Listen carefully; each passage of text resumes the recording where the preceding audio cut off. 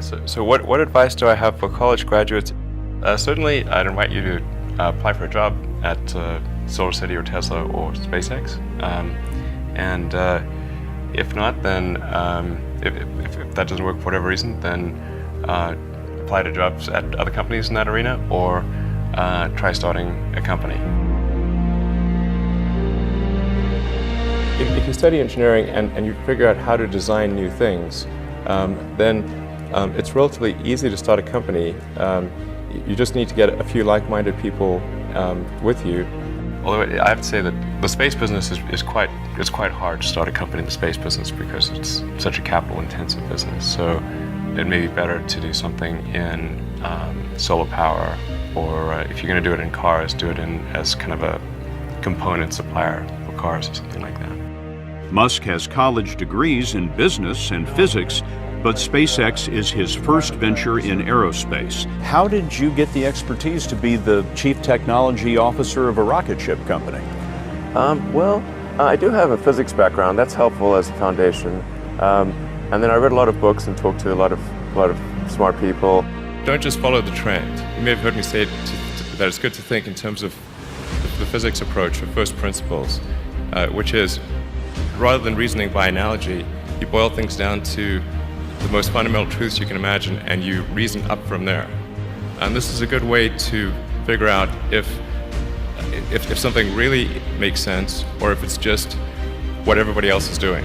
It's hard to think that way. You can't think that way about everything. It takes a lot of effort. But if you're trying to do something new, it's the best way to think. And that framework was developed by physicists to figure out counterintuitive things like quantum mechanics. So it's really a powerful method.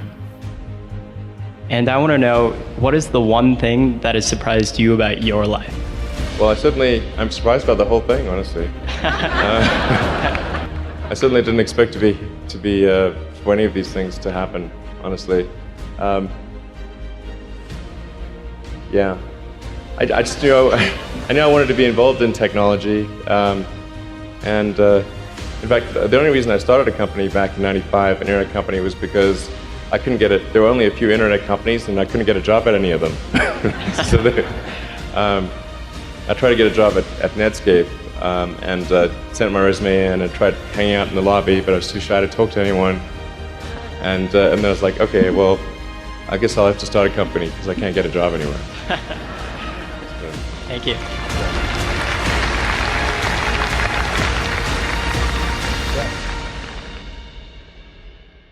I wouldn't say I'm fearless. In fact, I think I feel fear quite strongly. But if what we're doing is, what I'm doing is, I think, is important enough, then I just override the fear. Mm-hmm. So, but it's not as though I don't feel. I feel like more strongly than I would like. I think also people tend to overweight risk on a personal level. It's one thing if you've got, a mortgage to pay and kids to support, and that if you were to deviate from your job, that, well, how are you going to feed your family and pay the rent? And okay, that's understandable. But let's say you're young and you're just coming out of college or coming out of high school or whatever. What do you risk?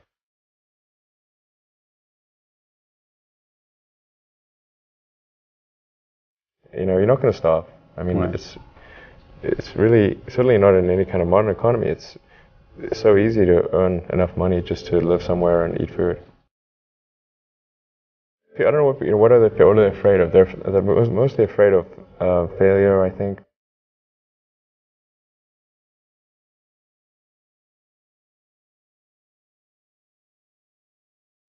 People should be less risk averse when there's not much at risk.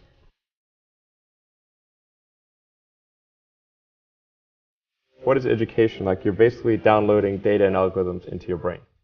And it's actually amazingly bad in conventional education. Because it shouldn't be like this huge chore. Like, the more you can gamify the process of learning, the better.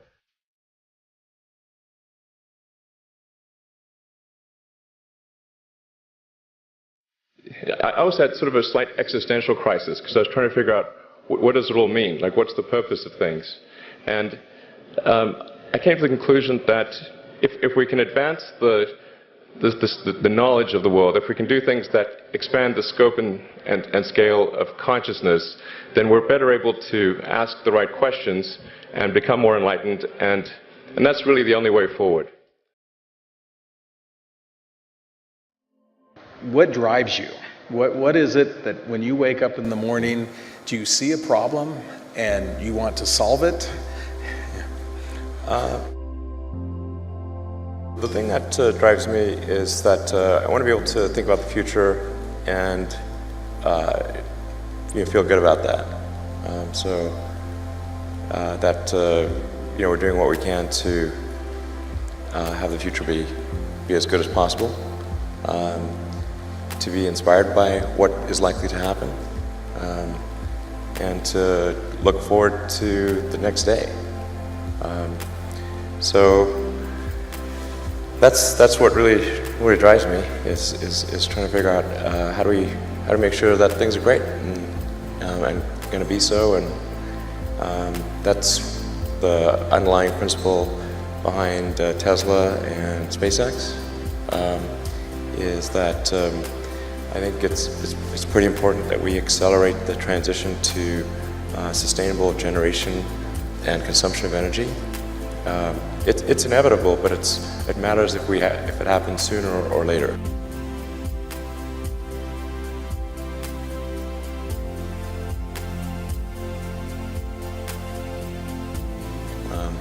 And then SpaceX is about helping make life multiplanetary, and doing what we can to continue the dream of Apollo, and ultimately make a contribution to life becoming multiplanetary. Well, let's talk a little more about that. I think everyone is very interested in that when you say making life multiplanetary. Yeah, that's exciting. It is exciting. So what's your vision there? I think, particularly for Americans, like you think about America is a nation of explorers. People came here from other parts of the world that, chose to give up the known in favor of the unknown. So I think exploration, I think the United States is a distillation of the human spirit of exploration. So that's why it appeals to Americans so much. You can see this when, say, there was a shuttle tragedy and 7 people died, and that's terrible, but a lot of people die all the time. But why do we care so much? Because it was the dream of exploration that was dying along with those people. That's why. I thought both Tesla and SpaceX would fail at the beginning. You saw it? Yeah, sure. Really? Of course. But nevertheless, you put all your money in that. I expected to lose it. Well, technically, what I thought was, well, I'll take half the money from PayPal, and if I lose half of it, that's okay. But then, of course, the companies encounter difficulties and then have a choice of either let the company die or put, all the money into the companies. And so I really didn't want the companies to die, so I put all the money in the companies. Yeah. And then I had to borrow money from friends to pay living expenses. Yes. Just looking just for evidence of exceptional ability. And if there's a track record of exceptional achievement, then it's likely that will continue into the future. Mm-hmm.